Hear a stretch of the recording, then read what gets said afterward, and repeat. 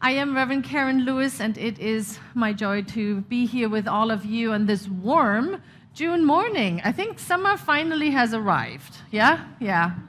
I could really feel it these last couple of days. So welcome, welcome. Welcome to all of those of you who are here for the first time. We welcome you here in the mix. And then also welcome to those of you who are back for the second, third, and fourth time. And it always is such a joy to welcome you back. So, yay.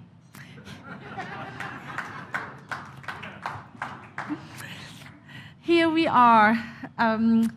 We here at New Vision Center have an annual theme. And the annual theme comes from the surveys that we pass out in May. And so we just completed, and I wanted to give a big thank you to the 65 people who responded to the survey for next year. Yes, yes. Thank you so much for taking the time to let us know. This is what I would like to deepen into. And so now our visioning team is getting together at the end of this month. We're already reading through it and having the responses in our daily meditation. And then at the end of the month, we get together and we will vision for the annual theme of 2020. Can you believe that? 2020 is right around the corner. Yeah. Wow, amazing. So thank you, thank you. And this year, our theme is celebrating spiritual awakening. And we are in June, and we have the topic of joy, and it feels like a celebration, doesn't it? Yes, there's something that's bubbling up in the world, in this community. We see it, just like Reverend Leslie said, when we have the joy of standing on this platform, and we feel the energy of coming towards us. It's such a joy. So thank you for being here, and that's the truth if you're in this sanctuary or you're joining us from live stream. All right. I'm a Gemini, for those of you who don't know that. And we Geminis, and I know there's a lot of Geminis in this congregation. Yeah, I see hands going up. Yes, yes, yes. And we Geminis have a tendency to be like, oh, fluttering up there. So I invite all of us to take a breath together. And one more time, please. Thank you. Thank you. It helps me to ground because we have a powerful talk. This talk was very powerful for me this week, and I want to share with you the things that have come up for me as we're looking at this emotion called joy. And the talk title is Joy, Such a Tricky Emotion. And people sometimes say, what do you mean? Joy, that's what we want. That's all I want. That's all I want to experience. And right there, that's what makes it tricky, right? Because we want joy and we want to hold on to it and we want to experience it all the time. And there are some things that we have to take a look at in order to have an experience of joy regardless what's happening around us. If you were last week here at the New Vision Center, you heard Reverend Leslie speak so wonderfully about happy for bad reasons. We know those things, right? I don't need to repeat all of those. The happy for good reasons, yeah, better. And then there were the happy for no reason. And that is what joy is, right? That what the emotion that bubbles up, that comes through us just because we are. I love how Dr. Ernest Holmes, the founder of our teaching, says it. He says, the divine presence is already what you are. And it contains the possibility of all joy in living. Now, we could stop right there. We could stop right there and say, if we could fully embody that statement, we'll be done. He goes on to say, There's nothing in you that can separate you from the divine presence, but in many ways you are able to inhibit its flow through you. Yes. And every time when I think about those ways, how we inhibit the flow of joy that is inherently present, I think about that saying that goes, you can walk through paradise and hate it. That's our choice. Because we have, above all, free will. Free will. We are a choice. And so today we are going to take a look at a couple of conversations that we want to be engaged in if we want to bring more joy into our life, if we want to allow life have its way with us. We have to talk about vulnerability. And we have to talk about boundaries and forgiveness. And we have to talk about gratitude. And so that is what we're going to do today. Because we find ourselves in an age group, when I look around, where we have forgotten that innate happiness and joyous feeling that each one of us had when we were little kiddos. I brought you a reminder.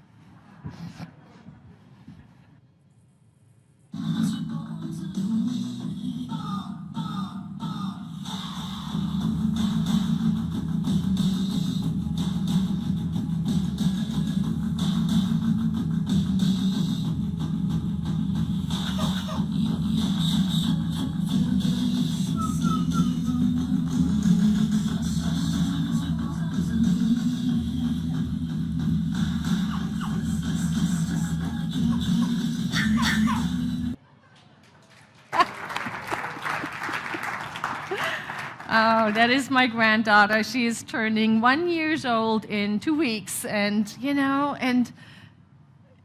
right? And not only does she experience joy, as the moment there's anything rhythmic happening, that is what happens. She just goes. And also, look around. Look at the faces around you. Joy spreads, right? We see something joyous, and it is so easy to allow that smile to burst forth from us. So that is where we are heading. And we are going to take a look at joy, because I strongly believe that joy is the ticket to this roller coaster ride we call life. Joy is the ticket. Why is it that joy is the ticket? Well, it is because joy asks of us that we become vulnerable, that we take down all of the defenses, all of the protection. When something wonderful happens, that wave that comes through us, if we allow it to go forth from us, we are open, we are receptive, we are vulnerable. And that is not always easy. Because I don't know about you, but some of us got hurt when we were vulnerable. You might remember a time where you were the first one to say, I love you. And back came, thank you.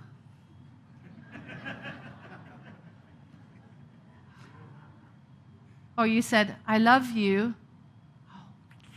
We are on different pages. And it is only if we allow ourselves to be vulnerable in love, to share with how we truly feel, that when the I love you too comes back, is so meaningful and can heal so deeply. And it takes vulnerability. You might think about some other examples in your life, times where you felt, I have to really open up to allow who I am to go out there into the world.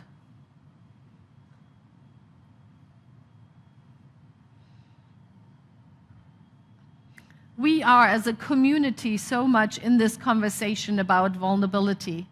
You have heard us talk about it, that for 4 weeks now, we have studied this book, Dare to Lead by Brené Brown. And Reverend Leslie is doing a fabulous job facilitating us in these different processes and experiences on how to be vulnerable, how to lay down this armor that we have picked up on the way. As we grow up and we see things and we feel things and we experience things and we get hurt and we place this armor of protection that we think, okay, if I protect my heart, I won't get hurt anymore. But what happens is when we do that, we lock joy in our heart too. And we don't allow the joy to come forth and come out into the world. Here's a little test. I invite each one of us to point to yourself. Just take a moment and point to yourself. Right? Very few people point to their kneecap, you know. When we point to ourselves, we have a tendency to point into this area where our heart is, the vulnerable spot.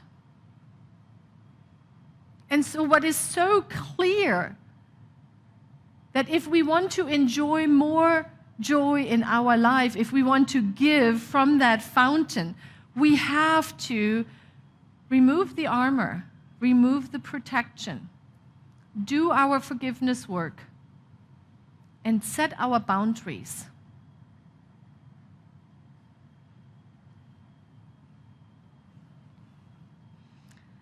So let's take a look at gratitude. We warm up to boundaries and forgiveness. We'll look at gratitude.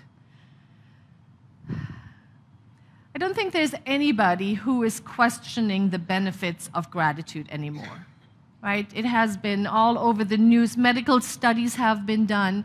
Gratitude is good for our health. It calms down our nervous system.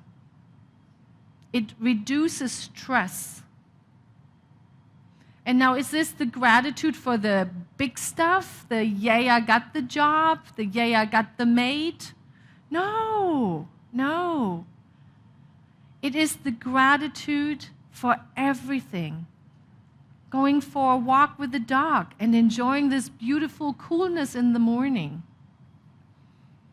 It is gratitude for everything that is happening in our lives. I came across this wonderful individual. His name is Brother David Stindelrust. I'm so happy I can say that. He grew up... Brother David Stindelrust. He grew up in Austria. He was born in 1924. So by the time the war came onto Austrian soil, he was in an age that he was very impressionable. And he had a rough childhood. Very, very rough childhood. He became a Benedictine monk, and he has dedicated his life to the research of gratitude and how to bring gratitude into every activity. And he offers these 3 points. And he says, first, we have to be awake. Awake. We have to literally awake ourselves to being grateful. Because we take things for granted, don't we? Yeah, like this next breath. How often do we think, thank you for this breath? I tell you, when we think about it, when it comes not easy, right? When we find ourselves in a position where breathing is hard. But how wonderful to take the time to be grateful for this breath.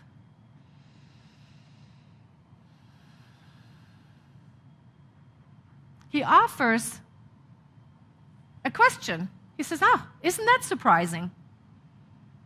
Huh, isn't that surprising? I worked with this week. Isn't this surprising? I am one of the senior ministers at New Vision.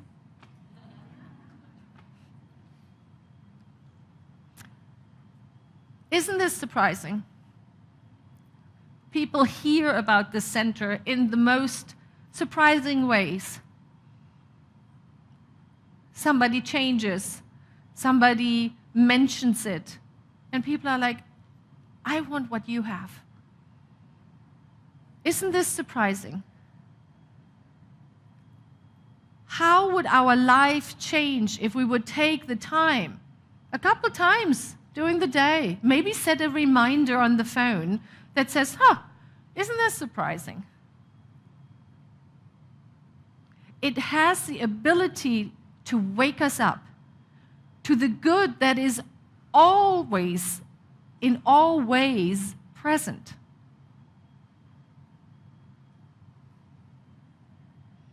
So don't be surprised if you hear me say this. Isn't this surprising? And then the second point he makes is to be aware.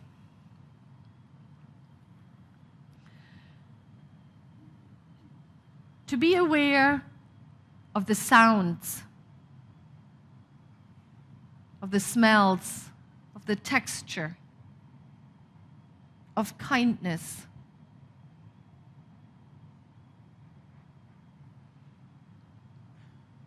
Being more aware. And we have to slow down. When we are engaged in our busy, busy life, when we are running, we so often forget to notice how beautiful that dress is, how kind that man talks to his wife, how lovely it is to see someone we haven't seen in a while. And you can feel that the rhythm of life slows down, and we can meet our good, our joy in those moments. And then the third thing he talks about is alert. Now this is a little bit how we can react to those things. So we notice something, we've woken ourselves up, we've seen something, and now how can we react in an alert way? How can we choose to see the good? Because sometimes in those, isn't this a surprise? It doesn't look all that good on the surface. Would you agree? Yeah. Sometimes things happen that are not positive. And so when we practice coming from a place of alert reaction, of knowing that here too is some good, it helps us. It helps us face the things that happen in life.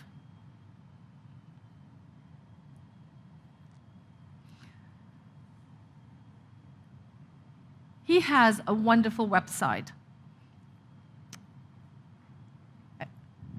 We'll probably can share it maybe through the newsletter next week. On that website is a video, 5 minutes, and it's called A Day of Gratitude. And all it is are images of everyday life, of a beautiful sunrise, of gorgeous flowers, of people interacting with each other in kindness. I watched it a couple times this week, and I can tell you, it has a profound effect. So that is a little different look at gratitude. And that brings us to taking a look at boundaries. Why do we have to talk about boundaries when we are talking about joy? Because it is important for us to have our space, our physical space and our emotional space cleared out and established for when those moments come that people ask you, oh, could you do this? So that we know exactly where we stand. Because I don't know about you, but sometimes when I'm supposed to say no, when everything within me says no, but out of my mouth comes yes. Have you ever had that? Can you do this? Can we do that? Yeah. I'm not going to ask you to raise your hands, but I know some of the people in here, right?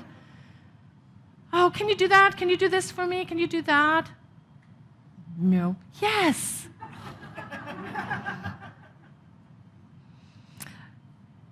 So that's where boundaries are helpful, because that is how resentment starts, right? I am doing something I'm really not wanting to do, and through the whole time while I'm doing it, I have this feeling in me. How about getting clear on our boundaries? Somebody says something, oh, Karin, could you do this and this for me? No?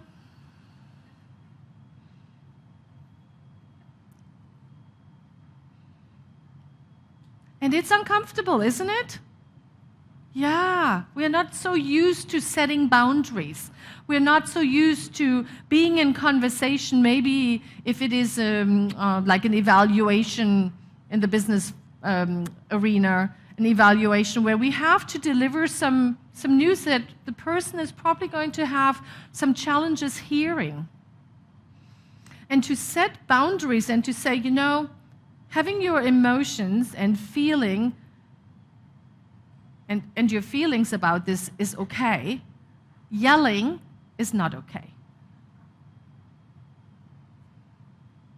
We're sharing something that is personal to say, this is what's going on. I understand you might have some feelings around it. Please don't bring them to me trying to solve those for you or help you walk through those, because I'm having my own stuff going on around it. Do you see how different those conversations are when we are brave enough and vulnerable enough to let people know, this is where I am. This is what's so.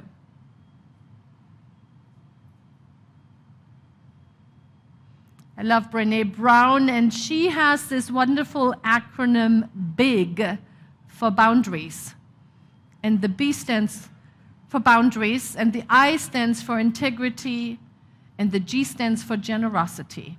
So if I am willing to set my boundaries and to communicate them with the world, and I'm in integrity of what I truly feel on the inside, I am able to be generous. Because I am not bogged down by being resentful for the times when I didn't set boundaries to begin with. Yes, I see some people shaking heads. Yes. So boundary setting in integrity of what I'm feeling allows me to be generous. And that is what allows us to bring forth into the world the joy that is already inherent everywhere. That is what allows us to bring forth the goodness that lives right here. And the final part of this talk is forgiveness. Forgiveness. Just like the boundaries work, it is up to us to engage in forgiveness work. It is up to us to allow us to become free from holding all of those people in contempt and resentment and anger. Because at the end of the day, that is what hurts us. Right? We all heard this. Holding a resentment against someone is like drinking poison and expecting them to get hurt. Yeah, it hurts us. Forgiveness work, the willingness to let go, to let it be. Not to make what happened right, not to give them a get out of jail free card. No, has nothing to do with the other person or the institution or the whatever. It has only to do with us. Am I ready and willing and able to forgive? And sometimes the first step towards that is the willingness. Am I willing to forgive? The workshop that Reverend Leslie is doing right after the service today is a wonderful opportunity to become clear on what, if anything, is there for me to forgive, and then to walk it out. To walk it out. And so why would we do all of this work? Why would we take a look at our vulnerability? Why would we engage in forgiveness and boundaries? Because we want the joy to flow through us. I like to read that quote from Dr. Ernest Holmes again, especially the second part. There's nothing in you that can separate you from the divine presence, but in many ways you are able to inhibit its flow through you. So for this week, I invite all of us to think big. Let's think big together.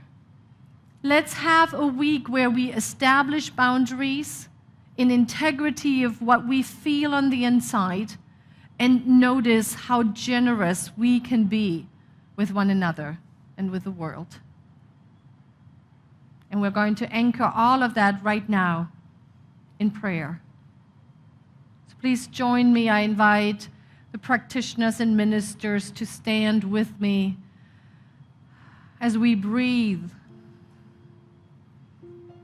all of the things that have been said, all of the emotions, all of the feelings that are present in this room. I just invite us to breathe through them, to recognize that at the very center of all of life, there's the divine. Rumi says God has built a sanctuary in your heart. Go there often. And so we place our whole attention to that place within us, the place of the Most High, the place where we know that we are one with all of life, the place where we know that the joy of the divine and the love of the divine flows easily and effortlessly. It is here where we rest. It is here where we experience all that we came here to be.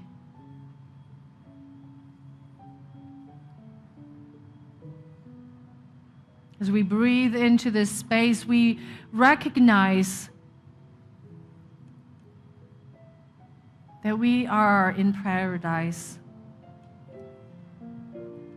that life bestows its goodness, its gracious and loving kindness on us, and expresses it through us in oh so many ways.